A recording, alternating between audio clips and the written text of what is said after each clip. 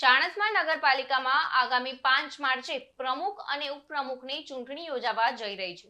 આ ચૂંટણીને લઈને શહેરમાં રાજકીય ગતિવિધિઓ તેજ બની છે। પાલિકામાં ભાજપ પાસે 15 નગરસેવકો અને એક અપક્ષનો ટેકો મળી કુલ 16 સભ્યોનું સંખ્યાબળ છે।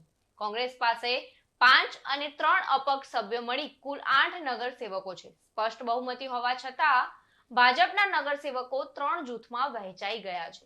ત્રણેય જૂથો પોતપોતાના ઉમેદવારને આગળ ધપાવવા સક્રિય બન્યા છે।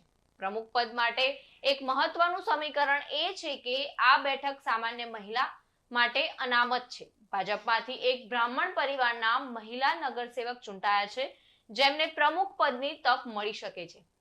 પ્રદેશ ભાજપના નિરીક્ષકો દ્વારા સભ્યોના મંતવ્યો લેવામાં આવ્યા છે। જેમના નામનો મેન્ડેટ આવશે તેમને ઉમેદવાર તરીકે ઊભા રાખવામાં આવશે। બીજી તરફ શહેર કોંગ્રેસ પ્રમુખ વરુણ વ્યાસ અને કોંગ્રેસ અગ્રણી રાજુલ પટેલે જણાવ્યું છે કે તેમનો પક્ષ પણ પ્રમુખ અને ઉપપ્રમુખ પદ માટે ઉમેદવારી નોંધાવશે।